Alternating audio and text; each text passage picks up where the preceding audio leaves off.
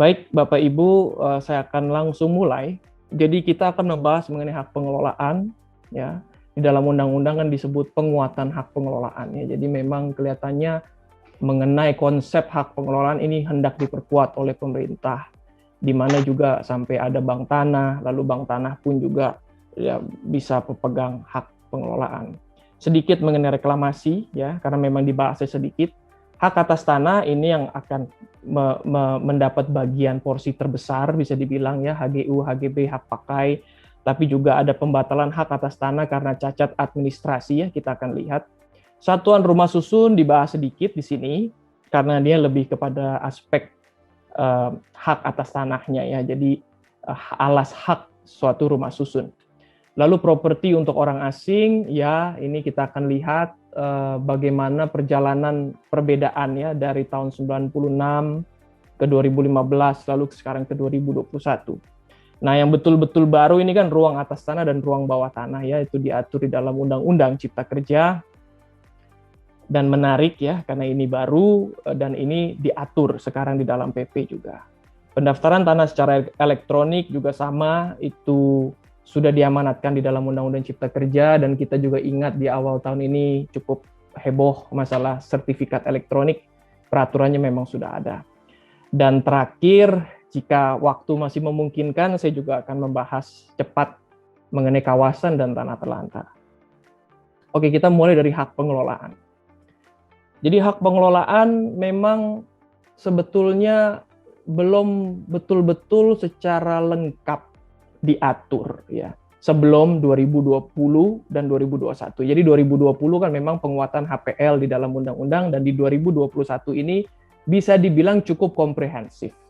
Dalam arti bahwa pengaturan mengenai HPL diberikan satu subbab sendiri ya di dalam peraturan pemerintah. Sebelumnya itu tidak pernah ada. Dan sebelumnya dia tersebar di berbagai peraturan, juga banyak tersebar di PP 4096 ya, di mana di dalam konteks HGB dia disebut HPL, di dalam konteks hak pakai disebut HPL ya, tapi di luar itu silent. Nah, di sini di 2021 dia di satu subbab tersendiri. Dan yang selain 96 juga bisa dilihat di Peraturan Menteri Agraria tahun 1999. Itu juga mengatur mengenai siapa saja yang berhak mohon HPL dan bagaimana prosedur-prosedurnya. Nah, hal yang baru kalau kita bicara HPL di atas tanah negara itu normal tuh, itu udah memang begitulah. Nah, tapi tanah ulayat ya, tanah ulayat ini masyarakat hukum adat ya, memang untuk para peserta di sini kan ini tidak kontekstual ya, karena tanah ulayat kan memang tidak masuk dalam bagian dari pengembangan usaha. Tapi setidaknya kita bisa tahu bahwa HPL selain diberikan di atas tanah negara, itu juga akan diberikan di atas tanah ulayat nih untuk masyarakat hukum adat jadinya. Jadi di split ini, seolah-olah HPL yang sebetulnya adalah kewenangan menguasai negara, ya hak menguasai negara dikonkretkan atau diwujud nyatakan dalam bentuk hak pengelolaan, juga di split ini kepada masyarakat hukum adat. Nah, ada perubahan sedikit mungkin, karena kalau dulu kan kita lihat instansi pemerintah mempunyai HPL mungkin berbagai macam ya, berbagai macam instansi bisa punya HPL, baik BUMN, BUMD, Pemda, Pempus gitu ya. Nah, ini sekarang kelihatannya dibatasi ya, yang langsung berhubungan dengan pengelolaan tanah. Nah, tidak jelas nih sebetulnya pembatasan ini akan seberapa dalam ya, apakah hanya perusahaan-perusahaan yang bergerak di bidang properti, BUMN, BUMD properti yang dikenakan HPL ya atau tidak, karena kalau kita bicara Pemda Pempus kan pasti juga ada ya kaitannya dengan pengelolaan tanah. Nah, dari segi subjek yang baru adalah bank tanah ya. Kita mendengar di dalam Undang-Undang Cipta Kerja itu sudah diatur mengenai bank tanah, dan sudah ada juga peraturan pemerintah, tapi dalam sesi ini saya nggak akan membahas mengenai bank tanah. Nah, bank tanah adalah salah satu instansi yang berhak memegang hak pengelolaan. Nah, mungkin ini bagian ini yang menarik. Sebelumnya kita tidak begitu jelas atau sudah jelas ya, tapi masih dalam perdebatan bahwa apakah anak perusahaan suatu BUMN itu bisa memegang HPL ya. Jawaban singkatnya, selama anak perusahaan BUMN itu tidak masuk dalam kategori BUMN berdasarkan Undang-Undang BUMN, tidak bisa, ya, karena yang memegang HPL itu kan pemerintah pusat, pemerintah daerah, BUMN, BUMD, dan badan hukum tertentu yang ditunjuk pemerintah. Jadi anak perusahaan tidak. Nah, tapi kelihatannya ini dirubah mungkin karena ada rencana pemerintah mau membuat holding tertentu, ya. Karena kalau dibuat holding, seolah-olah kan itu jadi anak-anak perusahaan BUMN holding. Bagaimana status dengan anak perusahaan BUMN, anak-anak perusahaan dari BUMN holding? Nah, kelihatannya ini tetap bisa memegang HPL. Nah, tapi ada tetap bagian yang tidak begitu jelas. Kalau di poin terakhir bisa dilihat kan contohnya peleburan PTPN itu ya, dan di mana PTPN 1 sampai 12 itu dapat diberikan HPL, disebut di dalam penjelasan PP. Tapi di dalam norma PP sendiri disebut negara wajib memiliki saham istimewa. Ya, saham dengan hak istimewa dalam anak perusahaan. Jadi seolah-olah meskipun bisa, tapi tetap harus ada negara di situ ya. Jadi tidak pure dia anak perusahaan dari BUMN holding jadinya. Nah, ini kita belum terlalu jelas, saya tidak begitu memahami karena saya melihat kok seperti ada konflik antara norma di ketentuan dengan apa yang diatur di dalam penjelasan. Nah, kita harapkan nanti bisa diperjelas supaya nanti kita betul-betul tahu apakah anak perusahaan BUMN itu betul-betul secara legal bisa memegang HPL atau tidak. Nah, kewenangan HPL sama ini ya. 3 poin pertama itu sebetulnya ada ya, terutama 2 poin pertama sih. 2 poin pertama itu selalu ada dan diulang-ulang. Nah, mungkin poin ketiga ini yang dipertegas ya. Mungkin juga karena Bank Tanah juga untuk mengelola salah satunya walaupun non-profit ya, untuk memonetasi tanah-tanah yang dipegang. Jadi ada tarif sama uang wajib tahunan. Ya, uang wajib tahunan apa? Itu macam-macam nih. Uang wajib tahunan, uang pemasukan, atau ganti rugi dari pihak lain yang besarnya dicantumkan dalam perjanjian pemanfaatan tanah. Nah, jadi memang kalau kita bekerja sama dengan pemegang HPL itu ada bentuknya tuh, perjanjian pemanfaatan tanah. Dan perjanjian pemanfaatan tanah yang dimaksud di sini sebetulnya bisa dilihat berbeda ya dengan jenis-jenis bentuk kerjasama yang diatur ketika bekerja sama dengan pemerintah pusat, pemerintah daerah gitu ya. Karena memang ini lebih bersifat keperdataan tanpa melibatkan BMN, BMD. Tapi nanti kita akan lihat bagaimana membedakannya. Nah, tarif dan atau uang wajib tahunan ditetapkan oleh menteri. Nah, ini saya lihat sih harusnya positif ya. Tarif dan atau uang wajib tahunan ditetapkan oleh menteri ya. Dan saya lihat, seingat saya juga selain tarif itu rumusan tarif ya. Jadi tidak hanya tarifnya tapi rumusannya. Nah, ini saya rasa penting ya, terutama kalau kita di pihak swasta, kita juga dalam waktu-waktu tertentu pasti akan bekerja sama dengan pihak pemegang HPL, atau kita membeli tanah di suatu kawasan industri yang dikuasai oleh HPL ya, artinya ada HPL di situ, ada pemegang HPL di sana. Jadi ditetapkan oleh menteri paling tidak ada keseragaman ya, karena kan memang dalam pengalaman dan dalam praktik yang ada kan pemegang HPL bisa menetapkan tarif sendiri. Dan ada satu kasus menarik di mana pemegang HPL itu menetapkan tarif perpanjangan hak atas tanah ya, hak guna bangunan itu nilainya 36% dari NJOP. Jadi besar sekali ya, dan itu kan mengagetkan si swasta yang membeli tanah di awal kawasan industri itu. Dan terjadilah sengketa hukum di sana secara keperdataan sampai Mahkamah Agung ya, sampai kasasi. Si pemegang HPL ini dimenangkan ya, karena Hakim Agung melihat itu kan perjanjian, dasarnya adalah perjanjian. Nah, perjanjian pemanfaatan tanah itu menjadi hal yang sangat penting ketika kita bicara kerjasama dengan pemegang HPL. Dan sebagai pemegang HPL dan sebagai pihak di dalam perjanjian, dia punya hak untuk menetapkan tarif gitu ya. Ini kan yang sebetulnya menjadi distorsi di lapangan ketika tarif itu ditetapkan mungkin tidak adil ya, tidak layak atau berbagai alasan lain, dan terjadilah sengketa ya. Padahal ini konteksnya perpanjangan, bukan pembaruan hak ya. Ini nanti lain lagi kalau kita bicara perpanjangan hak, lain lagi kalau kita bicara pembaruan. Di konteks perpanjangan hak saja sudah dikenakan tarif begitu besar sehingga terjadi sengketa. Nah, jadi saya nilai sih ketentuan ini harusnya positif ya untuk swasta sehingga terjadi keseragaman, terjadi mungkin transparansi ya.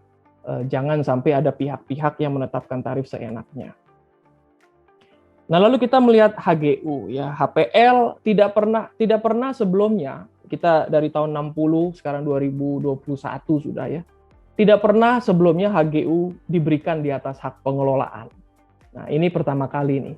Dan ini dasarnya Undang-Undang Cipta Kerja ya, Undang-Undang di tahun 2020 lalu diteruskan di 2021. Jadi ada sekarang HGU di atas HPL. Nah, terkait HPL sendiri yang saya sampaikan tadi, bagaimana melihat dan membedakan? Ini kan selalu juga jadi perdebatan, HPL itu sebetulnya aset negara apa bukan? Aset dianggap barang milik negara, dianggap barang milik daerah atau bukan? Nah, ternyata, dan ini sayangnya sih di penjelasan ya, di penjelasan diatur bahwa kalau HPL itu diperoleh dengan beban APBN ya atau dengan beban APBD ya. Jadi kalau dengan beban APBN dianggap barang milik negara. Kalau dengan beban APBD itu dianggap barang milik daerah. Nah, kemudian kan pertanyaan kedua. Tadi kita konteksnya bicara perjanjian pemanfaatan tanah itu kan keperdataan ya. Kalau ini dianggap BMN ya. Saya bekerja sama dengan pemegang HPL di mana HPL-nya dianggap barang milik negara. Saya harus tunduk pada peraturan apa? Peraturan keperdataankah atau peraturan Menteri Keuangan? Ya, karena ini barang milik negara. Begitupun juga terhadap barang milik daerah, gitu ya. Kalau misalnya ini dianggap barang milik daerah HPL-nya, saya bekerja sama dengan Pemda, saya harus tunduk pada peraturan Mendagri atau peraturan Kawah Perdata biasa.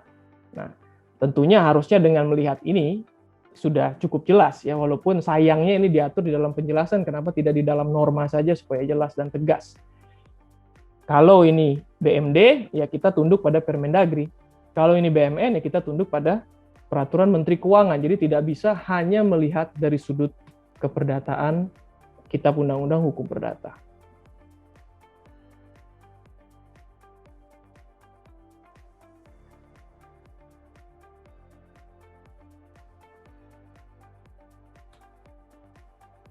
Nah, ini isinya ya. Jadi di sini disebut perpanjangan, pembaruan, peralihan, pembebanan ya kan selalu menjadi isu apakah HGB di atas HPL itu bisa dijual, apakah bisa dijaminkan hak tanggungan ya. Lalu bagaimana dengan perpanjangan, bagaimana dengan pembaruan? Nah, ini tetap saja semua akan diatur dalam perjanjian dan kita nanti akan melihat bahwa hapusnya hak atas tanah itu karena hapusnya atau berakhirnya perjanjian pemanfaatan tanah ya. Tapi di sini, di PP, pengaturan ini di dalam perjanjian dibilang untuk memberikan jaminan, gitu ya. Untuk memberikan jaminan mengenai apakah akan dilakukan perpanjangan apa tidak. Nah, ini kelihatannya mungkin tidak semudah itu ya. Dan kalaupun memang mau diatur begitu, ya harus jelas dari depan. Kalau misalnya saya memperpanjang dan saya punya hak untuk memperpanjang, bagaimana perhitungannya? Ya, berapa yang saya harus bayar di tahun ke-28-29 itu ya. Nah, hal-hal yang dilarang, memang HPL kan bukan hak atas tanah ya. Tidak sama dengan hak milik, hak guna bangunan, hak KU, dan hak pakai. Jadi dia bukan hak kebendaan, bisa dibilang. Dia kewenangan saja, kewenangan untuk mengelola. Jadi ya tentu tidak bisa dijadikan jaminan, ya tidak bisa beralih, tidak bisa dialihkan, hanya dapat dilepaskan. Dalam hal diberikan hak milik atau dilepaskan untuk kepentingan umum atau ya dilepaskan aja. Nol, menjadi tanah negara lagi, balik ke awal. Nah, HPL dilepaskan dalam hal diberikan hak milik, ini juga saya nilai sih positif ya, karena kan tidak masuk akal suatu hak milik lahir, tapi di bawahnya itu ada hak pengelolaan yang dipegang sama instansi tertentu gitu ya. Sedangkan hak milik kita tahu terkuat dan terpenuh kan dalam sistem hukum pertanahan kita. Jadi harusnya memang tidak bisa dibatasi itu, kecuali dengan batas-batas tertentu tentunya ya, seperti kepentingan umum. Kita lanjut, ada perbedaan istilah saja nih kalau kita lihat ya, pemberian hak atas tanah di atas HPL disebut persetujuan, kalau dulu usul ya, kita mengenal juga ada kata rekomendasi ya, ada persetujuan, ada rekomendasi, ada usul. Nah ini kelihatannya sudah disebut sebagai persetujuan ya, tapi kata rekomendasi tetap dipakai nih lucunya. Perpanjangan pembaruan apabila memenuhi syarat. Dan, nah jadi plus ini ya, kalau kita sekedar memperpanjang atau membarui hak atas tanah, tapi dia di atas tanah negara, bukan di atas HPL, tidak perlu persetujuan pemegang HPL kan, tidak ada HPL ya tidak perlu persetujuan pemegang HPL. Tapi kalau ada pemegang HPL di situ otomatis harus persetujuan. Jadi kan ini masih punya hak keperdataan yang cukup kuat ya. Selain Anda harus memenuhi syarat, nanti syarat akan kita lihat ada 5 syarat itu apa saja. Tapi plus harus persetujuan tetap ya. Jadi kelihatannya sih kasus yang tadi saya ceritakan mungkin suatu saat bisa saja terjadi lagi ya, bahwa kalau memang di dalam perjanjian pemanfaatan tanah tidak secara jelas diatur bagaimana cara memperpanjang, ya memang dia punya hak secara hukum untuk menolak kan, persetujuan dari pemegang HPL. Kalau dia tolak ya tidak setuju kan, selesai. Hak di atas HPL dapat dibebankan ya dengan hak tanggungan, dialihkan atau dilepaskan. Jadi ini sudah jelas dari sebelumnya sebetulnya, dipertegas lagi. Nah, disinilah ada kata rekomendasi ya. Setiap perbuatan hukum termasuk pembebanan jaminan memerlukan rekomendasi pemegang HPL dan dimuat dalam perjanjian. Mungkin ini maksudnya kalau itu sudah diatur secara jelas bahwa berhak dijaminkan, maka bukan lagi persetujuan ya, melainkan cukup rekomendasi. Nah, sebelumnya justru malah kata-katanya itu persetujuan pemegang HPL. Dalam hal, langsung ke poin terakhir ya, dalam hal HPL hapus karena putusan pengadilan berkekuatan hukum tetap ya, BHT itu berkekuatan hukum tetap, maka hak atas tanah di atas HPL dapat dinyatakan batal sepanjang amar putusan mencantumkan batalnya hak atas tanah tersebut. Nah, jadi tidak serta-merta batal. Memang kan sebetulnya kalau HPL itu batal, harusnya kan hak atas tanah di atasnya kan batal ya. Tapi kelihatannya tidak, ini tetap dilindungi ya. Hanya bisa dibatalkan kalau amar putusan menyebutkan begitu. Jadi mungkin ini melindungi pihak pemegang hak atas tanah. Hapusnya HPL masih sama sebetulnya, cacat admin, putusan pengadilan dilepaskan sukarela, dilepaskan kepentingan umum, dicabut berdasarkan undang-undang. Ini maksudnya undang-undang bukan pengadaan tanah ini, tapi undang-undang pencabutan hak di tahun 1961, itu ada undang-undang khusus memang bicara masalah pencabutan. Diberikan hak milik, ya tadi seperti saya sampaikan, ini dasarnya sebetulnya undang-undang. Ditetapkan sebagai tanah terlantar atau musnah. Tanah kembali menjadi tanah negara. Ya, atau sesuai dengan putusan pengadilan ya, mungkin kalau ada persengketaan ini overlap ya antara HPL dengan hak atas tanah ya, saya pernah mendengar tuh hak atas tanah sudah lahir tiba-tiba jadi HPL di bawahnya gitu ya, padahal awal-awalnya tidak pernah ada HPL. Itu kan bisa terjadi overlap, dan itu ya mau nggak mau memang pengadilan yang kemudian memutuskan itu bagaimana statusnya. Kalau tanah ulayat kembali ke masyarakat hukum adat. Nah, sedikit kita bicara reklamasi. Prinsipnya tanah reklamasi kan tanah timbul ya, sebelumnya tidak ada tanah menjadi ada tanah. Nah, ketika menjadi tanah itu selalu dikuasai oleh negara, itu konsepnya. Jadi tanah negara, menjadi tanah negara atau tanah yang dikuasai langsung oleh negara. Nah, di dalam PP 2 istilah itu dipakai ya, tanah negara atau tanah yang dikuasai langsung oleh negara. Dan diberikan definisi lah, kurang lebih itu intinya bukan tanah hak lah. Izin reklamasi, ada pemegang izin, ada penerbit ya. Umumnya kan kalau pemegang izin dia punya hak atas tanah di atas HPL ya umumnya ya, tapi di sini diberikan kesempatan hak atas tanah saja ya. Dia tidak harus hak atas tanah di atas HPL nih rupanya. Tapi implementasi yang saya mengerti sih HPL, jadi hak atas tanah di atas HPL. Ini jadi mempertegas saja sebetulnya. Ini sudah terjadi kan sebetulnya. Jadi PP ini juga bisa dibilang mengkonsolidasikan ya beberapa peraturan mengenai tata ruang, bahwa nanti kalau ada perubahan tata ruang saya bisa mengambil tanah dengan ganti rugi yang layak, tadinya tidak ada, sekarang ada, ya masuk. Lalu masalah undang-undang sumber daya air, masalah perlindungan dan menjaga tempat-tempat konservasi air, ya sungai, waduk dan lain-lain, tadinya nggak ada, sekarang ada. Jadi dia mengkonsolidasikan dari sektor-sektor lain sebetulnya,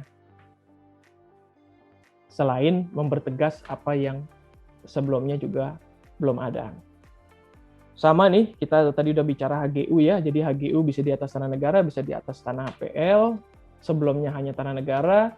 Dari segi jangka waktu tidak berubah ya, 35, 25, 35 ya, masih begitu kalau kita bicara HGU berdasarkan keputusan. Kalau HGU di atas HPL berdasarkan persetujuan pemegang HPL, selain tentunya keputusan pemberian hak itu sendiri. Nah, prioritas. Ya, prioritas ini baru. Ya, baru, sebelumnya tidak ada. Apa sih maksudnya prioritas ini? Ini tidak berkaitan dengan perpanjangan pembaruan secara langsung, tapi secara tidak langsung tetap berkaitan. Nah, kita kan mengalami banyak tanah-tanah yang dikuasai oleh pihak-pihak tertentu, mungkin tidak ada status kepemilikannya ya, tapi dikuasai, dan dikuasai mungkin juga sudah puluhan tahun ya, bahkan ada yang sudah menjadi perkampungan, kan itu juga kita melihat ya terjadi. Atau kita lupa perpanjang ya, kita punya HGB, kita lupa perpanjang. Pertanyaannya itu tanah punya siapa? Nah, jadi ada sudut pandang kepemilikan hak atas tanah, tapi ada sudut pandang prioritas. Nah, prioritas untuk memohon hak atas tanah ya. Nah, ini yang dimaksud di situ ya. Jadi penataan itu urusan menteri ya, Menteri Agraria dan ATR kan ya. Dan dapat diberikan prioritas kepada bekas pemegang hak. Jadi tentunya kalau kita punya tanahnya hapus, tanahnya berakhir, masanya lewat waktu kan hapus hak atas tanah. Apakah dengan serta-merta kita tidak bisa mohon lagi? Kan jawabannya tidak. Jadi itu jawabannya adalah prioritas itu sendiri. Siapa yang punya prioritas, dialah yang berhak mengajukan permohonan. Nah, dari pengalaman saya dan dari kasus-kasus yang ada, mengenai hak prioritas, ya, yang paling ditekankan itu adalah nomor 1 itu, poin 1 itu. Bahwa tanah masih diusahakan dan dimanfaatkan. Ya. Jadi penguasaan fisik itu menjadi hal yang penting di dalam hukum pertanahan kita. Kalau kita mengklaim sesuatu tanah itu punya kita, tapi bukan kita yang kuasai, nah itu menjadi problem. Tapi sepanjang kita kuasai, itu menjadi lebih mudah. Ya. BPN pun ketika periksa datang, timnya datang, dia lihat kita yang kuasain, biasanya udah nggak terlalu banyak pertanyaan. Nah, jadi dalam jurisprudensi, penguasaan fisik itu penting. Nah, tapi di dalam peraturan ini ada berbagai syarat-syarat lain ya. Dan poin 2 dan poin 3 itu bisa dibilang sama dengan syarat perpanjangan dan syarat pembaruan hak atas tanah. Poin 4, 5, 6, 7 itu tambahan ya. Tapi kan poin 4, 5 ini normal saja ya, tanah sesuai dengan tata ruang, tidak digunakan untuk kepentingan umum kan normal saja.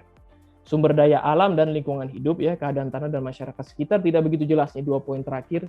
Maksudnya apa? Jadi itulah hak prioritas ya. Berbeda nih dengan perpanjangan pembaruan ya. Selain diberikan prioritas bisa juga diterbitkan HPL. Oke. Jika tanah tidak diberikan kepada bekas pemegang maka akan diberitahukan terlebih dahulu ya. Jadi kan bisa ditolak ya. Permohonan perpanjangan bisa ditolak. Mungkin sebelum perpanjangan dilakukan sudah diberitahukan bahwa tanah ini akan dipakai untuk kepentingan tertentu ya. Nah, tentunya harus ada ganti rugi ya. Jadi hukum tanah kita mengatur kalau misalnya ditolak perpanjangan, tetap ada hak-hak keperdataan ya selama memang ada bangunan di situ misalnya. Dan bangunan-bangunan itu bisa diperlukan, bisa tidak diperlukan ya. Jadi ada kewajiban pengosongan tapi ada juga tidak kewajiban pengosongan.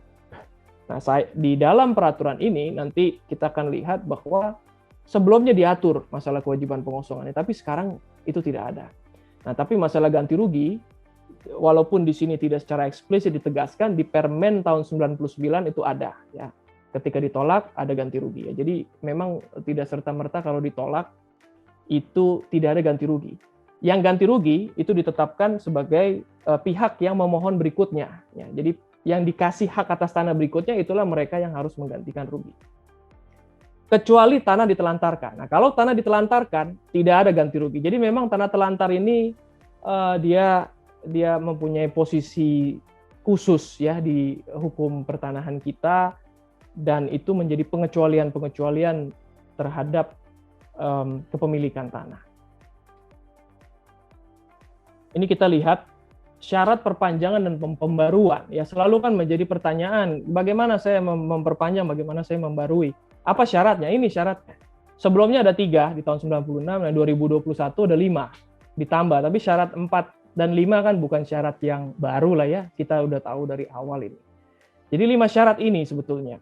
Selain wajib memenuhi 5 syarat, wajib juga memperoleh persetujuan pemegang HPL kalau ini di atas HPL ya. Jadi memang tidak begitu menyenangkan kan kalau kita bekerja sama dengan pihak yang mempunyai HPL ya. Tentunya lebih enak kalau itu di atas tanah negara. Jadi ada 5 syarat. Selama 5 syarat itu bisa dibuktikan terpenuhi, harusnya tidak bisa ditolak ya. Jadi memang kasus pertanahan yang penolakan itu umumnya karena perubahan tata ruang. Yang awalnya perkebunan menjadi komersil, yang awalnya industri menjadi komersil, sehingga tidak bisa di-approve perpanjangan hak atas tanah. Nah, pernah juga terjadi ditolak karena tata ruang, digugat, karena itu kan keputusan TUN juga masalah penolakan. Ya, dalam kasus itu kalau memang tata ruang sudah jelas tidak bisa, ya tidak bisa. Jawaban sampai kasasi ya, Mahkamah Agung. Bagaimana dengan perpanjangannya sendiri? Ini intinya bisa dilakukan. Nah, ini kalau kita konteks HGU ya, tapi prinsipnya sama nanti dengan HGB dan lain-lain. Intinya sebelum berakhirnya atau setelah usia tanaman efektif ya. Jadi ada maksudnya di situ ya. Sama juga kalau pembangunan sudah dibangun, bisa langsung diperpanjang sebetulnya. Kalau sebelumnya kan kita melihat 2 tahun sebelum berakhirnya hak ya. Jadi kalau kita lihat di sini nih, ketentuan dalam PP 96 ya, paling lambat 2 tahun sebelum berakhirnya hak, baik untuk perpanjangan maupun untuk pembaruan. Sekarang tidak diatur spesifik, Anda harus 2 tahun untuk perpanjangan ya. Untuk perpanjangan, kalau Anda sudah tanam dengan baik, Anda sudah bangun dengan baik, sudah ada SLF, bisa langsung mohon perpanjangan. Dan mohon perpanjangan itu tentunya sampai sebelum berakhir hak atas tanah. Ya, karena kalau sudah berakhir hak atas tanah kan hapus hak atas tanah ya. Jadi prinsipnya sebelum berakhir Anda bisa perpanjang sepanjang bangunan sudah selesai, sepanjang tanaman sudah berusia efektif dan lain-lain. Langsung bisa diperpanjang, dan kalau itu bisa diperpanjang artinya dari 35 langsung ditambah 25 ya. Tanpa menunggu 35 udah sampai ujung baru kita perpanjang. Sebetulnya dari dulu begitu harusnya dipahami ya, tapi kan dalam praktek memang kebanyakan tetap paling lambat 2 tahun sebelum, jadi seolah-olah tidak bisa diperpanjang di depan. Tapi dalam praktek saya juga melihat ada yang bisa, ada yang enggak. Umumnya tidak, tapi ada yang bisa tetap. Nah sekarang harusnya udah jelas bisa dilakukan tanpa harus menunggu mendekati pengakhiran. Nah ini berbeda dengan pembaruan. Kalau konteks pembaruan tanah, itu berarti bahwa hak atas tanah sudah hapus dulu. Maka itu pembaruan masuk. Dan pembaruan ini sebetulnya kelahiran ulang ya, permohonan lagi seolah-olah kelahiran lagi. Jadi lahir diperpanjang, itu habis. Pembaruan, nah pembaruan itu lahir lagi. Jadi setelah pembaruan ya perpanjangan lagi. Jadi siklusnya begitu muter aja. Dan jadi sebetulnya hak atas tanah kita sih tidak begitu banyak, tidak begitu dibatasi dalam arti ya bukan berarti terus tidak bisa dilanjutkan kan. Selama 5 syarat tadi dipenuhi, ya dia akan berputar terus ya, lahir perpanjang, lahir perpanjang, lahir perpanjang. Nah bedanya di sini paling lambat 2 tahun setelah ya. Jadi hak atas tanah habis, Anda mau memperbarui kan. Nah inilah di sinilah hubungan hak prioritas tadi. Anda kuasain nggak? Itu pasti akan dipertanyakan. Jadi pembaruan ini nanti akan berkaitan dengan hak prioritas juga. Apalagi kalau nanti ada pihak lain juga yang mengajukan klaim atas pembaruan atau permohonan hak. Kewajiban. Nah, kewajiban prinsip kurang lebih sama ya. Cuman yang berbeda ini. Poin 1, paling lama 2 tahun sejak hak diberikan, harus sudah ada usaha-usaha di situ. Ini berlaku untuk semua nih, HGU, HGB, hak pakai. Dan ini kenapa ada ini? Karena ada penetapan tanah terlantar. Jadi tanah terlantar mulai diidentifikasi itu 2 tahun setelah penerbitan hak. Untuk hak-hak yang baru terbit. Untuk hak-hak yang sudah terbit lama, itu diverifikasi dari sekarang yang belum diverifikasi. Jadi 2 tahun kita harus kerjakan itu tanah. Kalau tidak dikerjakan, ya itu melanggar kewajiban. Dan melanggar kewajiban menjadi risiko dianggap sebagai penelantaran tanah.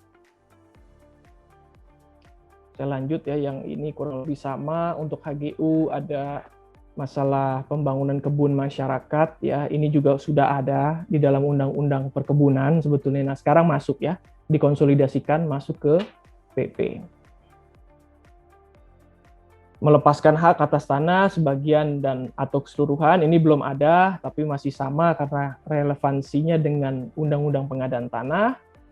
Menyerahkan kembali tanah yang diberikan dengan HGU kepada negara atau pemegang HPL setelah HGU hapus. Apa yang tidak boleh? Nah, ini tidak diatur sebelumnya ya. Jadi ini lebih lengkap nih PP. Ada larangan-larangan. Menyerahkan pemanfaatan tanah kepada pihak lain, tidak boleh mengurung ya, menutup akses. Ini ada ini tapi masuk di dalam kewajiban sebelumnya. Sekarang masuk dalam larangan. Panen, menelantarkan tanah masuk membuka lahan dengan cara membakar itu juga menjadi larangan. Haknya tadinya juga tidak ada nih, sekarang ada, tapi kurang lebih, ini ada di 4096 ya, tidak ada perbedaan lah. Ini ada tambahan sedikit, melakukan perbuatan hukum ya, it goes without saying ya, saya lihat sih ini cuman penambahan hal-hal yang memang sudah ada sewajar-wajarnya. Nah, perubahan sedikit mengenai diubah haknya, ini juga sebetulnya meskipun tidak diatur sebelumnya spesifik di 496, tapi kan sudah ada PP pendaftaran tanah tahun 97, masalah perubahan hak kan normal ya, HGU berubah ke HGB atau HGU berubah ke hak pakai dan lain-lain ya. Perubahan hak diakibatkan salah satunya karena perubahan rencana tata ruang. Juga penegasan sekarang setiap hak atas tanah yang dilepaskan itu perlu dibuat di hadapan pejabat yang berwenang ya. Jadi notaris, camat atau kepala kantor pertanahan ya. Jadi tidak bisa lagi dibuat di bawah tangan. Nah, tapi itu sebetulnya juga sudah diatur di Peraturan Menteri Pendaftaran Tanah tahun 97 ya. Untuk syarat penghapusan hak atas tanah, pelepasan hak itu memang harus dibuat di hadapan pejabat yang berwenang. Nah, sekarang ditegaskan lagi di PP 2021. Hapusnya HGU, cacat administrasi masuk di sini. Jadi yang saya cetak miring itu yang baru ya, cacat administrasi ya. Oke, sebelumnya memang nggak ada, tapi sebetulnya di PP 97 ya 2497 tentang pendaftaran tanah dan di Permen 97 itu sudah ada. Jadi bukan hal yang baru meskipun diatur di situ. Diubah haknya menjadi hak atas tanah lain, sama tadi saya jelaskan sudah ada di Peraturan Pendaftaran Tanah. Nah, ini yang baru nih. Hapusnya HGU salah satunya karena berakhirnya perjanjian pemanfaatan tanah. Nah, sebelumnya kan mungkin bisa terjadi konflik atau perbedaan sudut pandang, apalagi kalau harusnya nggak terjadi sih, tapi bisa saja terjadi beda jangka waktu antara perjanjian sama hak atas tanah yang terbit atas dasar perjanjian itu ya, sebagai hasil dari perjanjian itu. Nah, ini sudah dijelaskan kalau perjanjian berakhir, hak habis juga. Ya terlepas, saya lihat sih artinya terlepas dari ada overlap atau tidak, ditetapkan gugur demi hukum, habis. HGU atas HPL menyebabkan tanah kembali kepada pemegang HPL. Begitu juga HGU di atas tanah negara kembali ke tanah negara. Sekarang kita masuk ke HGB. HGB seperti saya bilang itu diatur di tahun 96 sudah. HGB di atas HPL berdasarkan usul ya, persetujuan diganti usul, itu hanya masalah istilah.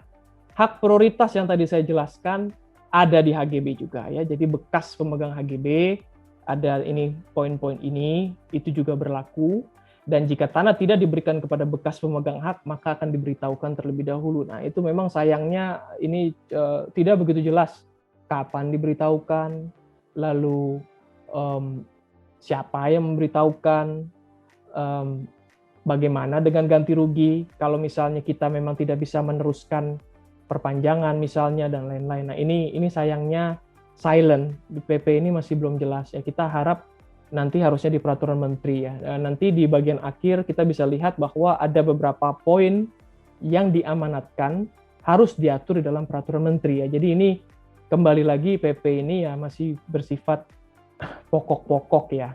Pokok-pokok, sub-sub pokok lah dari pokok-pokok apa yang sudah ada di Undang-Undang Pokok Agraria dan Undang-Undang Cipta Kerja.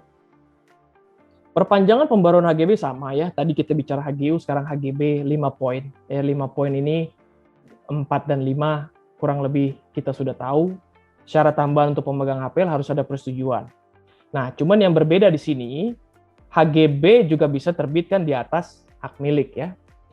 Itu sudah normal, itu dari dulu ada. Dan kalau itu terbit HGB di atas hak milik, maka HGB itu tidak bisa diperpanjang ya. Berbeda dengan tanah negara atau HPL, HGB bisa diperpanjang, bisa diperbarui. Kalau HGB di atas hak milik itu hanya bisa diperbarui ya. Jadi dengan akte PPAT dan wajib didaftarkan pada Kantah, kantor pertanahan. Itu maksudnya ya harus lahir itu menjadi sertifikat sendiri. Jadi nanti ada sertifikat hak milik, tapi juga ada sertifikat hak guna bangunan. Untuk perpanjangan sama, setelah tanahnya sudah digunakan dan dimanfaatkan sesuai dengan tujuan. Paling lambat sebelum berakhirnya ya. Kalau tadi kita bicara tanaman, ini bicara bangunan. Permohonan pembaruan setelah, sama ya, 2 tahun setelah. Nah, HGB untuk rusun. Ini baru ini. HGB di atas tanah negara dapat diberikan sekaligus dengan perpanjangan haknya setelah mendapatkan SLF. Kita kan tahu SLF itu bangunan layak fungsi. Jadi artinya SLF, kalau bicara SLF kan bangunannya itu sudah ada dan bangunannya sudah dites layak fungsi. Nah, dia bilang kalau sudah ada HGB, sudah ada rusun dan rusun itu SLF, dapat diberikan sekaligus. Nah, dengan perpanjangan haknya. Nah, ini mungkin kata-katanya kurang tepat ya, karena kalau kita membaca begini kan seolah-olah HGB itu langsung 50 tahun kita dapat ya. Padahal kan nggak begitu kelihatannya, karena HGB yang kita dapat kan harus dibangun dulu, bangunan rusun. Setelah SLF baru maksudnya diperpanjangnya di muka mungkin maksudnya. Bisa segera dimohonkan perpanjangan maksudnya. Karena kan lucu juga kita tanah kosong belum bangun rusun, belum ada SLF, tiba-tiba 50 tahun kan saya rasa bukan begitu maksudnya. Jadi 30 tetap, 30 lahir, kita bangun rusun, SLF, kita bisa langsung mohon perpanjangan. HGB di atas HPL diberikan perpanjangan setelah mendapatkan SLF-nya, jadi sama aja kurang lebih ya pemahamannya ya, mau HGB di atas tanah negara maupun HGB di atas HPL. Cuman bedanya kan ini peraturan satu hal, tapi ada perjanjian pemanfaatan tanah itu hal kedua yang mengatur masalah perpanjangan. Sama tadi, paling lama 2 tahun ini sudah harus dipakai tanahnya. Jadi ini kaitannya dengan penelantaran tanah. Ya, menjaga fungsi konservasi itu Undang-Undang Sumber Daya Air, melepaskan hak atas tanah untuk kepentingan umum itu hal baru, tapi konsolidasi Undang-Undang Pengadaan Tanah. Yang lain sama ya, jadi saya nggak bahas. Nah, cuman ada satu perbedaan di sini. Kalau Bapak Ibu lihat di sisi kiri, poin 3, wajib membongkar bangunan dan benda yang di atasnya, serta menyerahkan tanahnya ke negara dalam keadaan kosong 1 tahun setelah hapusnya HGB. Nah, ini memang peraturan itu ada ya, tapi saya rasakan tidak diimplementasikan dengan benar ya, karena mungkin juga kantor pertanahan tidak mengawasi ini udah habis atau enggak ya. Jadi mungkin kalau dilaporkan kepada mereka, mereka jadi tahu ya bahwa oh ini sudah habis. Jadi ini sih saya belum melihat implementasinya, belum juga mengalami ada suatu kasus mengenai hal ini ya. Cuman memang sebetulnya ketentuan ini di tahun 96 itu penting. Dalam arti ya sekarang kalau itu udah tanah habis, berakhir, ditinggalkan oleh bekas pemegang hak, bagaimana kemudian dengan bangunan dan lain-lainnya itu. Nah, di sini kan cukup clear ya. Sayangnya malah di 2021 tidak di-clearkan sama sekali, malah dihapus itu kata-kata, sehingga menjadi pertanyaan apa yang terjadi kemudian mengenai rumah susun itu ya.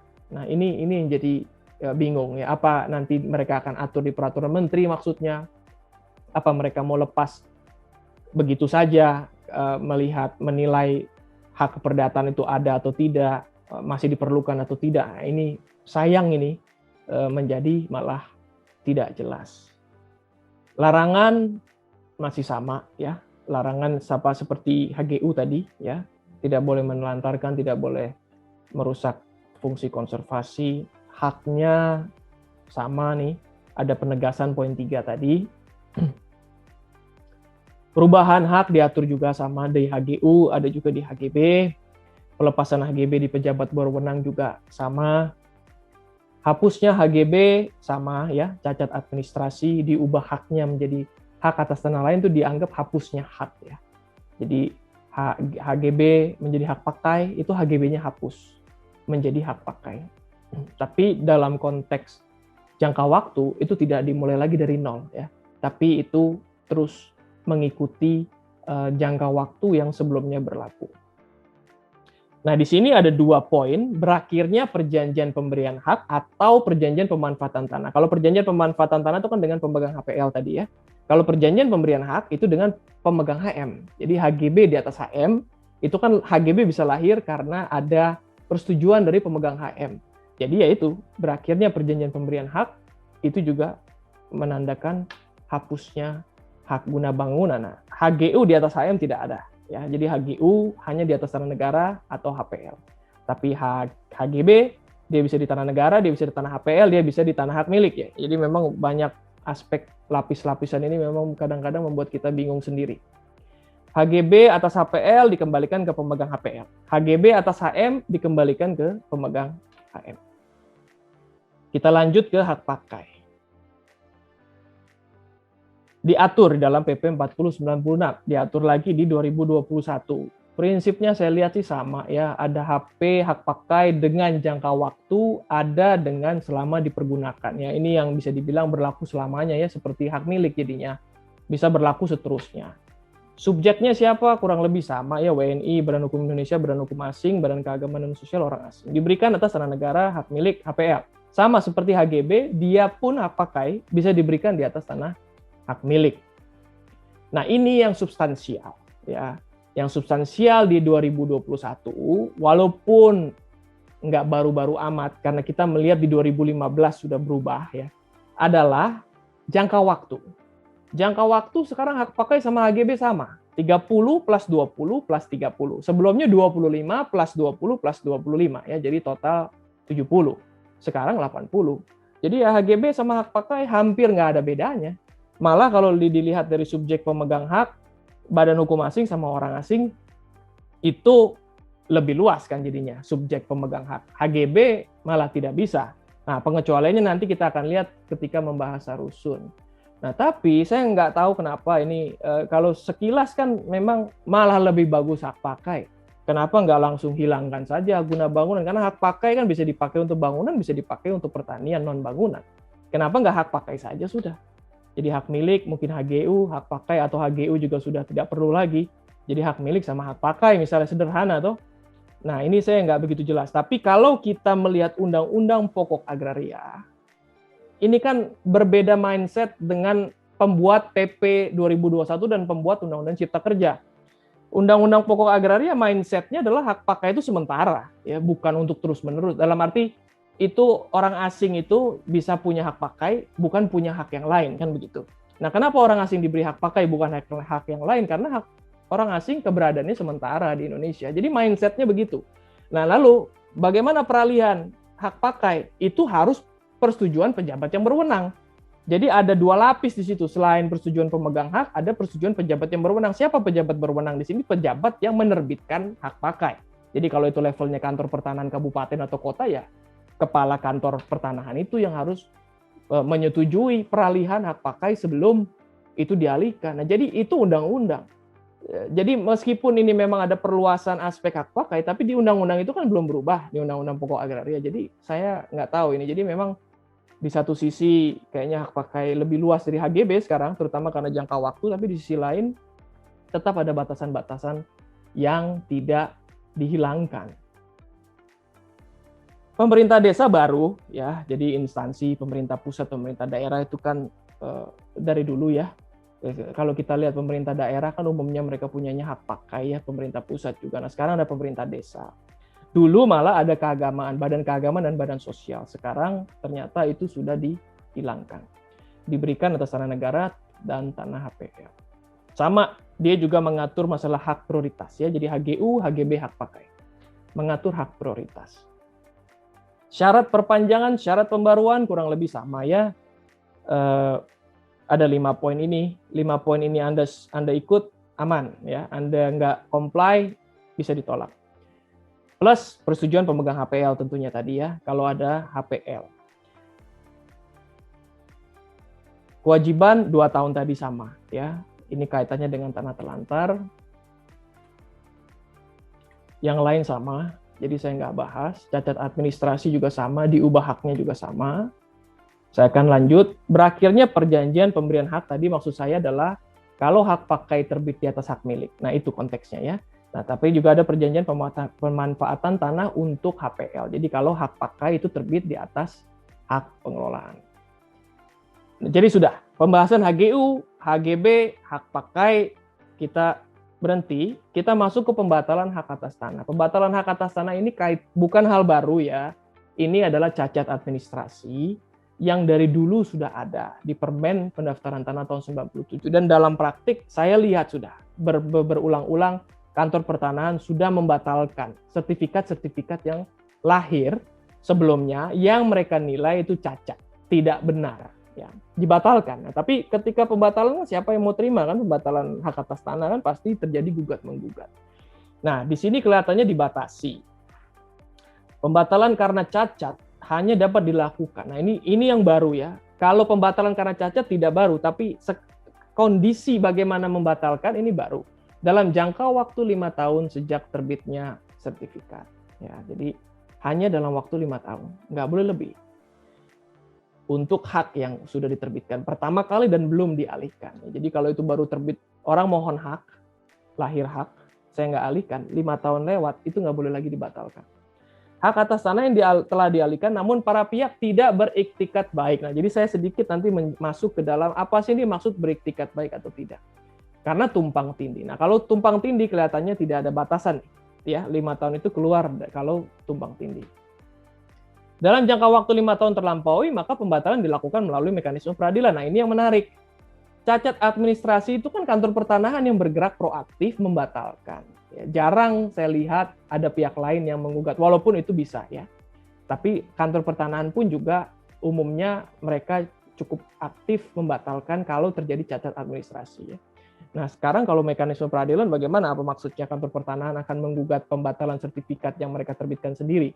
Nah, ini kan agak aneh melihatnya ya.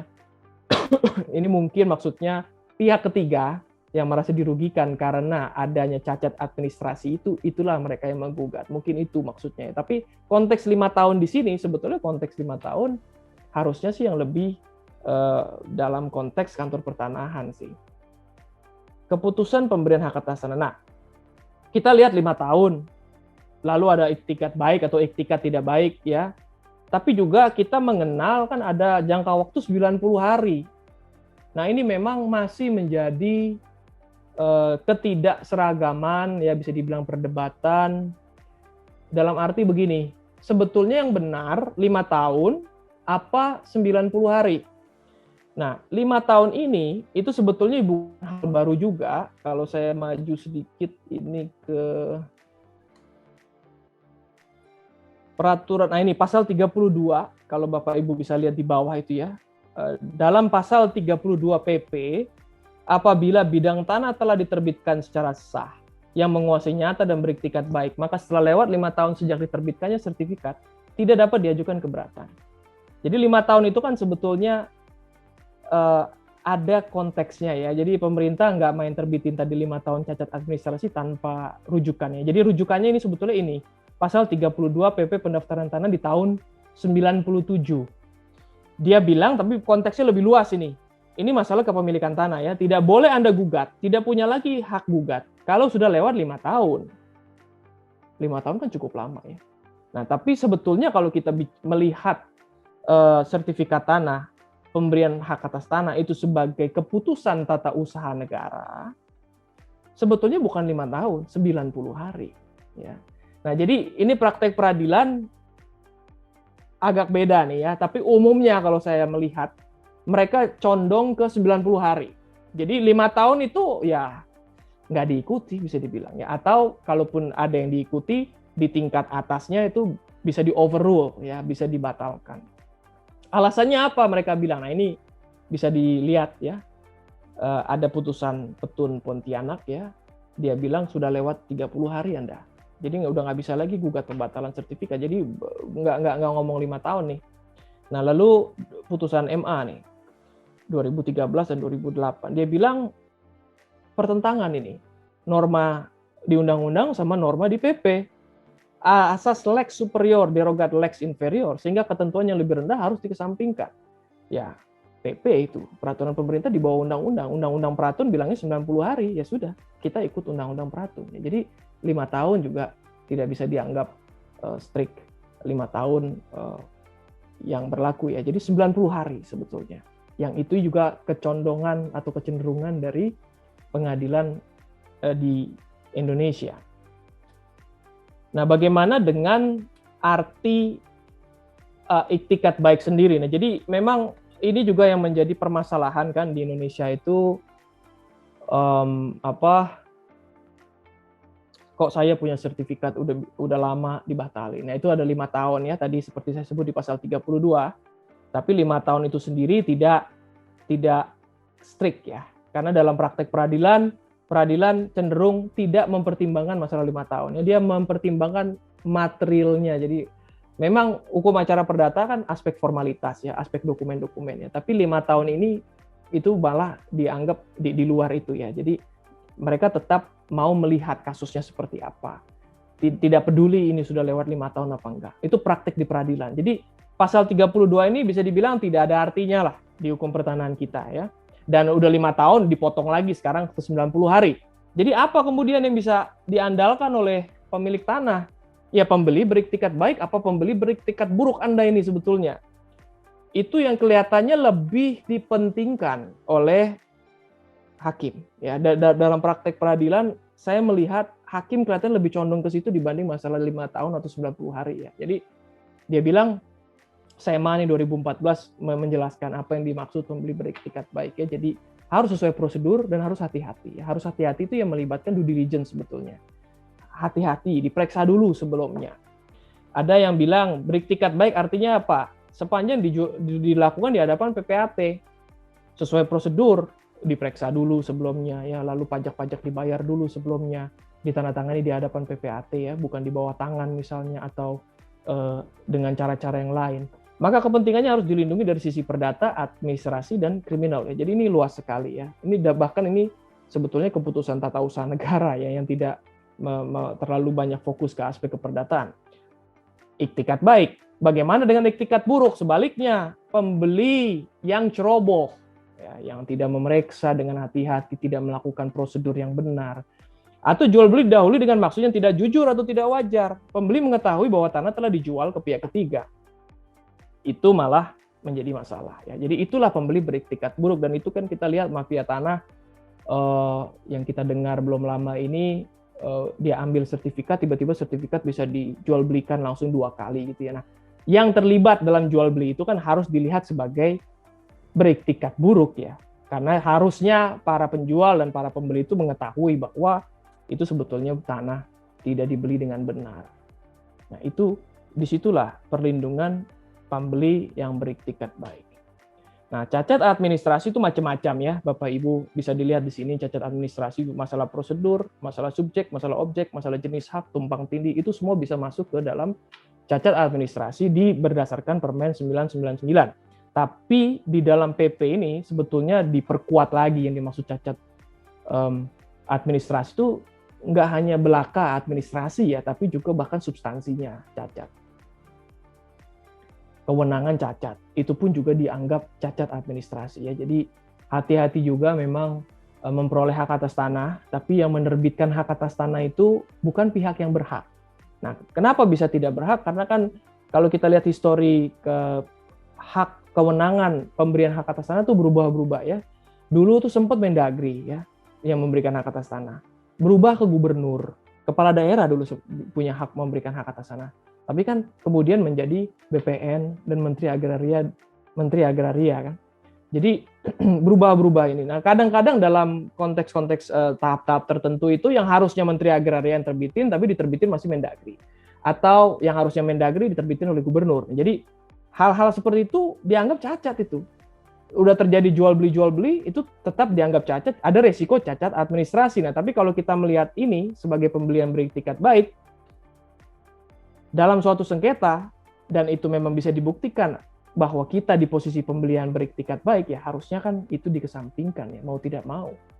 Karena kalau tidak, itu akan batal, dan batal dari awal yang rasanya juga aneh sekali bagaimana implementasinya. Nah, kita bicara sarusun. Satuan rumah susun, sekarang kita masuk ke rumah susun. Di undang-undang kita melihat bahwa ditegaskan, ya kan, siapa yang bisa memegang satuan rumah susun.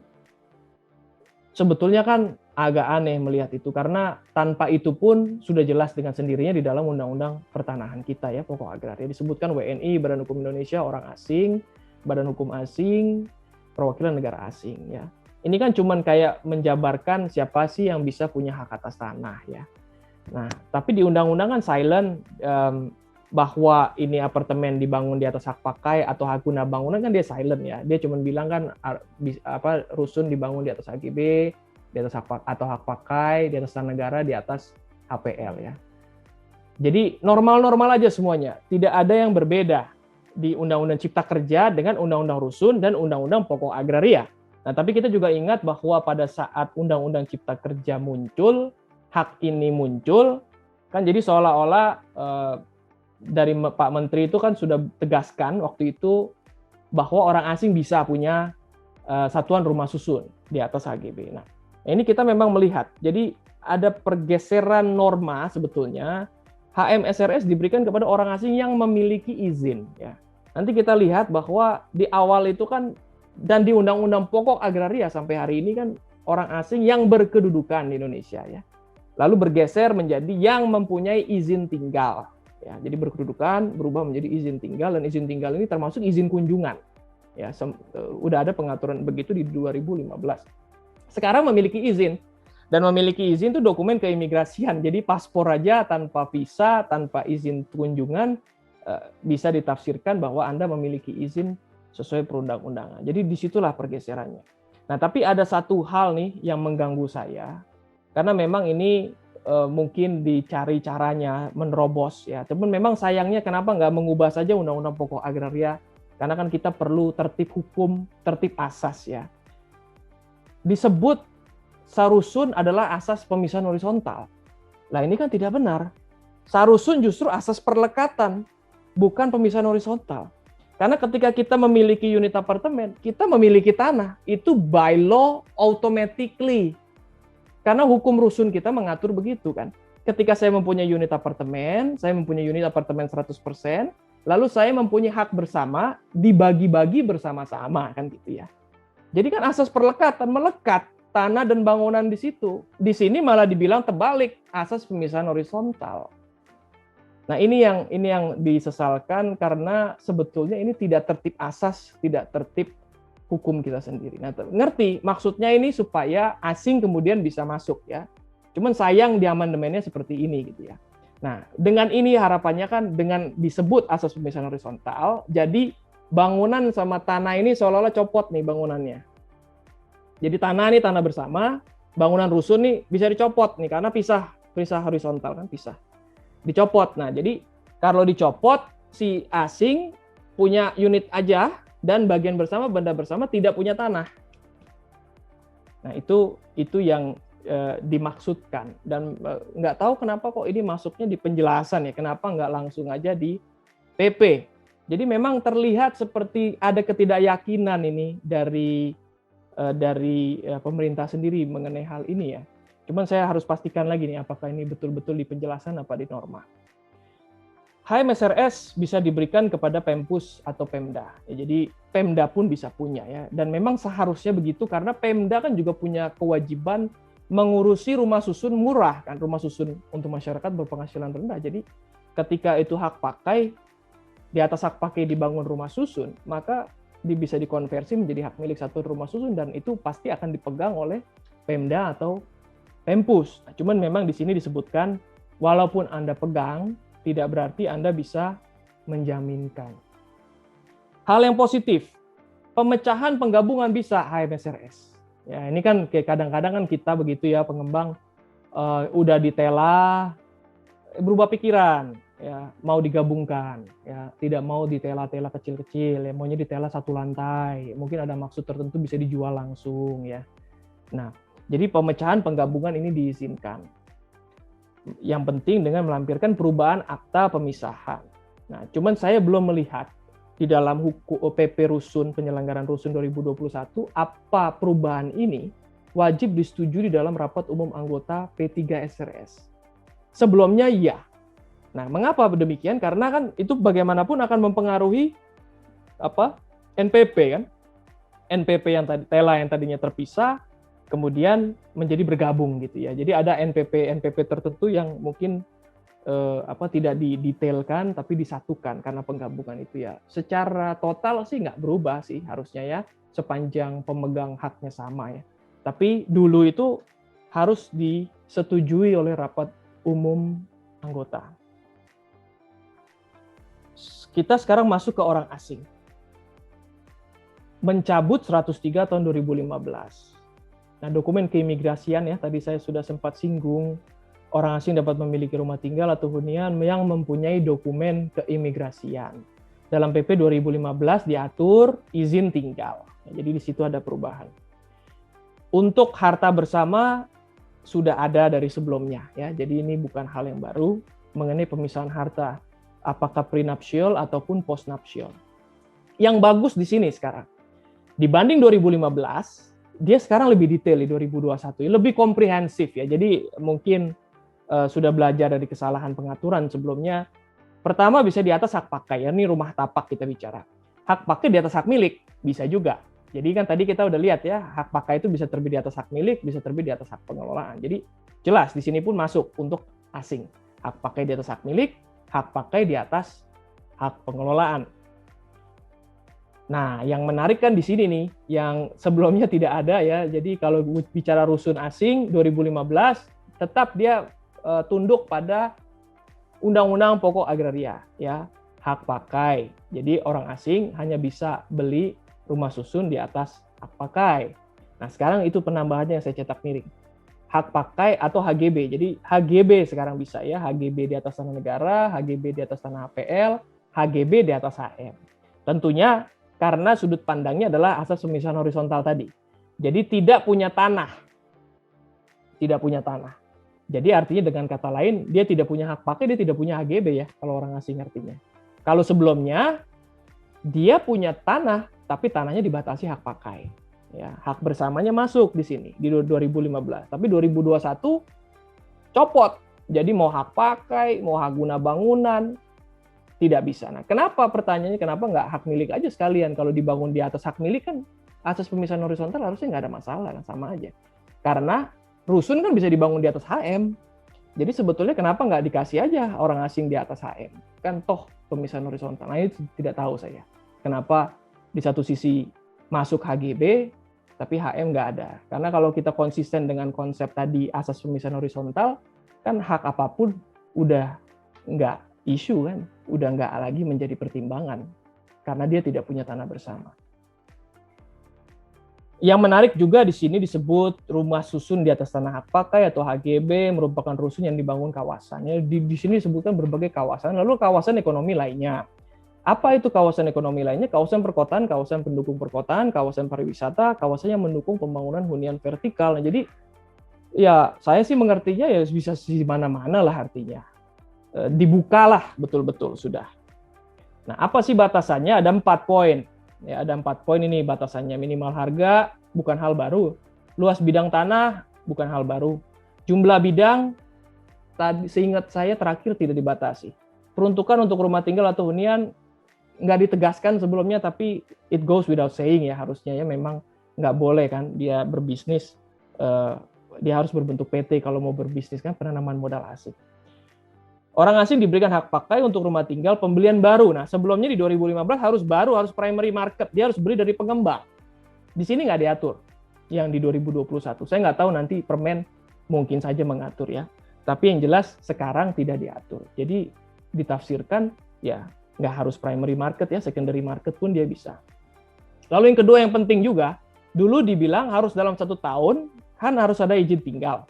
Apakah Anda punya kitab, atau izin kunjungan, Anda nggak boleh meninggalkan Indonesia lebih dari 1 tahun. Itu ada peraturan Menteri Hukum dan HAM sebelumnya. yang satu paket dengan 2015 ini ya. Di 2016, 2015 itu terbit peraturan Menkumham, Anda tidak boleh meninggalkan lebih dari satu tahun. Kalau Anda meninggalkan 1 tahun lebih Indonesia, izin tinggal Anda dianggap tidak ada. Nah, sekarang ini hilang. Jadi otomatis kan tidak ada kewajiban dilelang lagi, tidak ada kewajiban melepaskan lagi.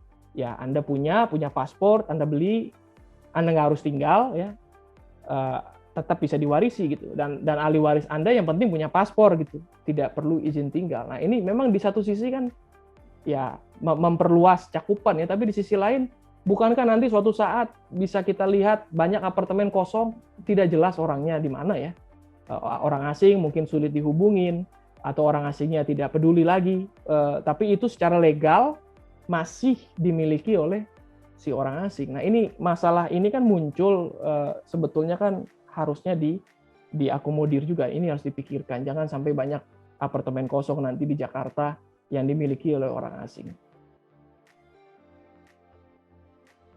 Ini untuk harga. Ya, harga saya merujuk 2016 yang masih belum dicabut sampai hari ini, tapi kan kelihatannya dengan PP 2021 ini akan disesuaikan ya. Jadi ada bidang tanah, ada perbedaan luas bidang tanah di situ.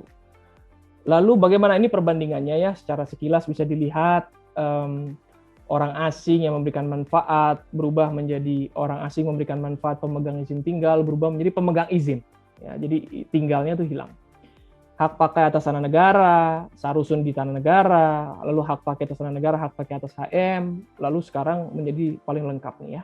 Paling lengkap sekarang, dan itu tidak menyalahi hukum karena memang hukum pertahanan kita mengizinkan. Pembangunan merupakan primary market ya, pembelian baru yang ini silent. Jangka waktu dari 2015 ini yang saya cerita, meskipun kita secara formal untuk seluruh warga negara Indonesia baru berubah hak pakai dari 25 menjadi 30 itu di tahun 2021. Untuk orang asing sudah sejak 2015 sudah berubah. Jadi untuk orang asing nih khusus, hak pakai mereka memang 30 tahun sudah untuk orang asing ya. Jadi untuk WNI belum 30 tahun, masih 25. Sekarang di 2021 untuk WNI sudah 30 tahun. Pewarisan tidak diatur, dapat diwariskan. Ya. Tidak diatur apa harus punya izin tinggal. Sedangkan di 2015 harus punya izin tinggal. Harta bersama tidak diatur awal, tapi kemudian sudah diatur, dan itu tidak substansial perbedaannya. Minimal harga juga kurang lebih masih sama. Saya masuk ke ruang atas tanah, ruang bawah tanah. Ini adalah hal baru muncul di Undang-Undang Cipta Kerja, secara formal diundangkan, meskipun pembicaraan mengenai ini kan sudah lama ya, dan berbagai peraturan mengenai penggunaan ruang bawah tanah itu sudah muncul sebetulnya, tapi sekarang diundangkan dengan mantap. Ruang atas tanah, ruang bawah tanah. Membedakannya adalah yang satu di atas permukaan, yang satu di bawah permukaan. Yang di atas permukaan itu terpisah fungsinya. Jadi kelihatannya mereka mendefinisikan itu harus terpisah fungsi ya. Jadi satu di atas permukaan, satu di bawah. Dan fungsi di tanah sama fungsi di ruang ya, baik di atas maupun di bawah itu terpisah dengan fungsi yang ada di tanah gitu. Nah, contohnya itu MRT ya, fasilitas penyeberangan dan pusat perbelanjaan bawah tanah. Nah, ini kan terpisah ya. Jadi saya berpikir kalau ini pusat perbelanjaan bawah tanah yang terintegrasi dengan mall di atasnya ya. Ada mall di atasnya, tapi di bawahnya juga ada mall, pusat perbelanjaan. Itu harusnya tidak masuk kategori ruang bawah tanah di sini ya, karena dia mensyaratkan ini harus terpisah fungsi. Jadi mungkin ya ruang bawah tanah ini MRT nih, di bawahnya MRT. Bukan dia satu kesatuan dengan atas. Di atasnya rumah, di bawahnya MRT, atau di atasnya rumah, di atasnya LRT gitu ya. Nah, LRT itu ruang atas tanah. Rumahnya itu ya rumah biasa gitu. Jadi inilah keterpisahan itu. Mereka mengatur ya untuk batas ketinggian KDB KLB, ini kita juga sudah tahu kan sesuai rencana tata ruang berapa banyak kita bisa bangun, berapa tinggi.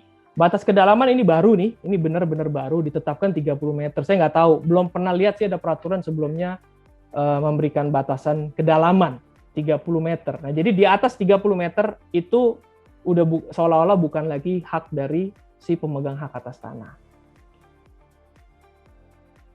RBT dangkal sama dalam ya, RBT dangkal dan sampai dengan batas kedalaman 30 meter atau sesuai yang diatur. Nah, mungkin artinya bisa lebih dalam, bisa lebih pendek ya, lebih dangkal.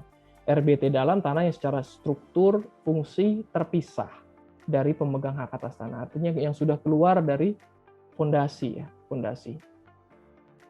Yang menarik di sini tetap seperti tanah saja ini. Jadi RAT RBT itu dibuat oleh pembuat undang-undang sama seperti kalau kita punya tanah nih. Ada sedikit perbedaan nanti, tapi intinya adalah ketika kita mau mengembangkan RAT RBT, maka harus ada KKPR ya. Kalau sebelumnya kan KKPR ini nggak ada, kan kita mengenal izin lokasi, izin peruntukan tanah ya, IPPT. Ini kan izin lokasi sudah hilang kan. IPPT masih tanda tanya nih, tapi harusnya juga sudah hilang. Jadi KKPR kesesuaian kegiatan pemanfaatan ruang. Jadi nomor satu kan setelah masalah tanah beres, masalah ruangnya bisa apa enggak. RAT RBT dapat diberikan HPL, HGB atau hak pakai. Nah, ini juga sama nih. Jadi seperti diperlakukan seperti hak atas tanah dia. Kalau tanah kita punya HGB hak pakai, ruang atas tanah, ruang bawah tanah juga sama HGB hak pakai gitu. Nah, ini sebetulnya mengganggu saya ya, karena secara konsep kan tidak benar gitu. Kalau kita bilang hak atas tanah, kan sudah jelas apa sih definisi HGB, apa sih definisi hak pakai, dan itu kan ada di Undang-Undang Pokok Agraria, dan mereka tidak bicara RAT dan RBT ya. Dia bicaranya ya permukaan tanah sebetulnya. Permukaan tanah dikembangkan, dan itu ada hak atas tanah ya.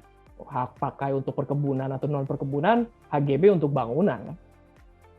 Tapi kenapa kok RAT, RBT juga menggunakan terminologi yang sama? Nah, ini yang dan itu sudah diatur di undang-undang ya. Jadi ini yang saya bilang sih tidak taat asas sih. Ini kan terdistorsi sebetulnya. Arti hak atas tanah jadi sebetulnya apa? Dengan begini jadi terdistorsi karena ruang atas itu dianggap juga HGB hak pakai, jadi ya jadi aneh aja pengertian HGB hak pakai, jadi bagaimana jadinya. Jadi bayangkan RAT, RBT itu ya seperti umumnya hak atas tanah, bisa ada hak pakai langsung, bisa ada HGB langsung, bisa ada HGB di atas HPL, bisa ada hak pakai di atas HPL. Jadi mutatis mutandis gitu bahasanya si PP ini, pemerintah mengaturnya begitu. Jadi seolah-olah ya apa yang diatur dalam hak atas tanah berlaku juga untuk RAT, RBT.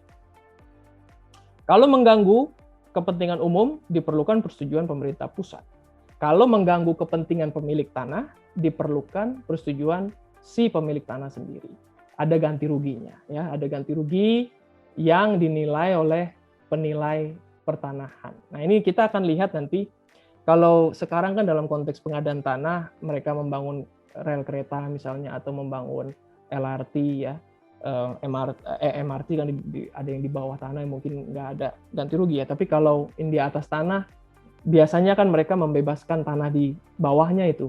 Nah, saya nggak tahu sekarang mungkin dengan konsep RAT ini apakah mereka tidak lagi membebaskan tanah ya, jadi langsung bangun di atas tanah itu, tapi kemudian dikasih kompensasi si para pemegang hak atas tanah yang merasa terganggu terhadap dilintasinya LRT, MRT, ataupun apapun di atas tanahnya mereka.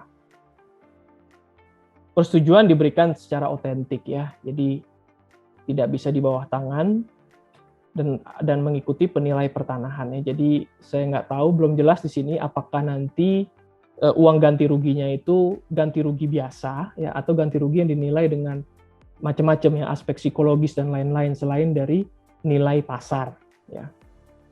Kalau kita bicara pengadaan tanah kan itu aspeknya bukan hanya nilai pasar ya, tapi juga ada aspek psikologis dan lain-lain. Ada sertifikat ya, jadi betul-betul seperti tanah kita melihat ini. Nah, subjek, jangka waktu, pembebanan, peralihan, mutatis mutandis itu seperti yang berlaku untuk HGB, hak pakai yang diatur di dalam PP. Hapus bangunan satuan ruangnya musnah, ya ini macam-macam, kurang lebih sama ya kalau kita bicara ada tanah musnah untuk hak atas tanah, ini bangunan musnah.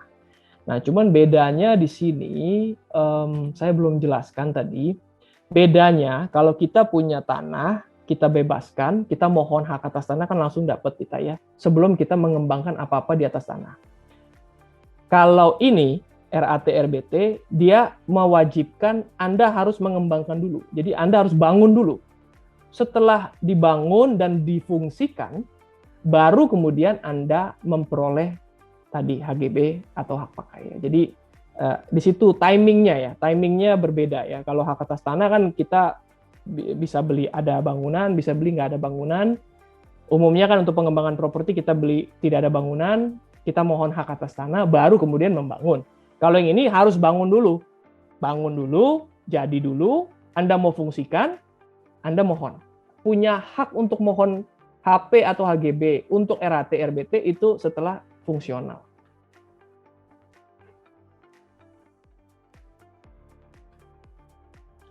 Oke, itu RAT RBT, saya masuk elektronik. Nah, elektronik sudah sejak diatur di Undang-Undang Cipta Kerja, disebutkan elektronik. Ini kan kita pelan-pelan berubah ya, semuanya berubah ke elektronik data, elektronik dokumen.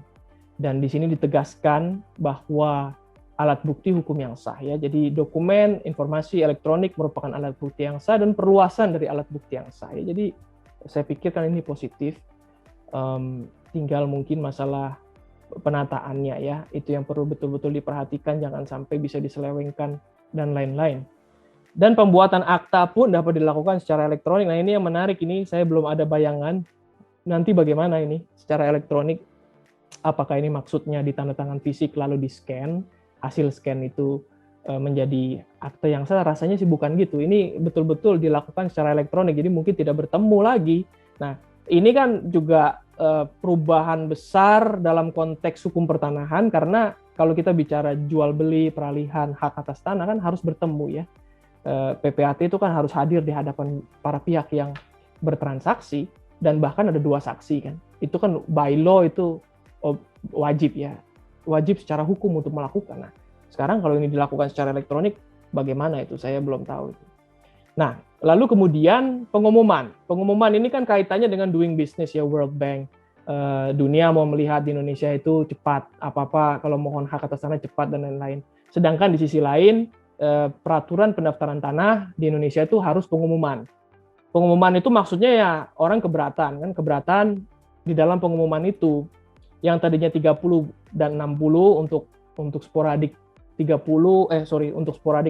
untuk sistematis 30 lebih pendek ya. Sekarang menjadi 14 dan 30. Jadi lebih cepat ya. Nah, itu mungkin salah satunya kan saya lihat untuk meningkatkan nilai juga doing business in Indonesia. Dan bagus juga untuk kita ya, sehingga kita juga lebih cepat dan lebih jelas kapan kita dapat sertifikat. Pendaftaran HT secara elektronik sudah jelas sebelum Undang-Undang Cipta Kerja sudah keluar peraturannya ya, saya tidak perlu bahas, ada di Permen. Nah ini yang menarik, ini yang bagus juga dan penting diketahui pengembang, pihak yang berkepentingan dapat mengajukan permohonan pencatatan PPJB atau perjanjian sewa. Ini sebelumnya kan tidak ada. Sekarang diperbolehkan mohon catat, baik di sertifikat maupun di daftar umum ya. Sertifikat kan dipegang pengembang nih, jadi nggak bakalan dicatat di sertifikat mungkin ya. Jadi di daftar umum paling ya. Jadi di buku tanah itu maksudnya kan dicatat bahwa ada PPJB di situ. Nah, cuman saya nggak tahu ini nanti kalau misalnya PPJB-nya berkaitan dengan rumah susun, PPJB begitu banyak orang, ratusan unit yang dijual, ini bagaimana nanti? Nah, ini yang kita tunggu. Ini salah satu yang harus diatur di dalam peraturan menteri. Bagaimana nanti pelaksananya? Ya. Kalau perjanjian sewa kan mungkin lebih sederhana ya, tapi kalau PPJB ini PPJB rusun itu akan terlihat rumit itu. Bagaimana nanti mekanisme pencatatan? Untuk sengketa tanah 30 hari ya, memblokir status quo ini masih sama sebetulnya, tapi entah kenapa sama persis tapi diatur di sini ya. Jadi ini informasi saja. Ini baru pengukuran tanah untuk objek eksekusi, tapi ini bukan kewajiban kita sebetulnya, tapi kewajiban panitera. Panitera yang memang mau eksekusi suatu objek perkara, dia harus mohon pengukuran dulu ya, mungkin karena banyak masalah sebelumnya. Yang menarik juga ini, yang terakhir nih, HGB dan hak pakai yang dimiliki oleh WNI yang digunakan dan dimanfaatkan untuk rumah tinggal, termasuk ruko dan rukan, dapat diberikan hak milik. Nah ini kan bagus ya, karena dalam pengalaman saya tuh kalau mengajar di workshop properti itu cukup banyak tuh berpertanyaan, kenapa sih kok saya seperti nggak boleh punya hak milik, padahal saya udah tinggal di situ lama, rumah tinggal di kompleks perumahan, kenapa kok hanya bisa HGB gitu ya. Tapi kan nggak, harusnya kan nggak ada masalah ya. Rumah tinggal, ruko, dan rukan. Nah, ini kelihatannya dipertegas sekarang supaya tidak ada keraguan-raguan bagi kantor pertanahan. Nah, poin terakhir ini, ketentuan ini dikecualikan untuk daerah, ini kan ya yang nggak tahu saya Bapak Ibu udah tahu apa tidak, kan di daerah Jogja itu ada perbedaan perlakuan WNI keturunan ya, WNI keturunan Timur Asing seingat saya, WNI keturunan Timur Asing tidak diperbolehkan mempunyai hak milik. Nah, jadi hanya WNI keturunan Timur Asing itu yang nggak boleh. Jadi bukan hak milik sebetulnya kepada WNI, ini kurang tepat kalau saya lihat ya.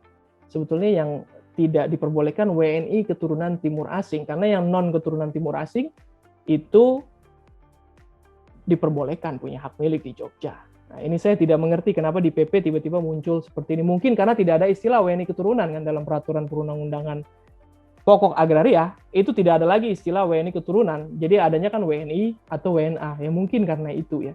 Tapi memang isu di Jogja ini sampai sekarang kan belum selesai ya, masih terjadi itu dan perdebatan besar ya, karena itu dianggap diskriminasi ras juga, pelanggaran HAM.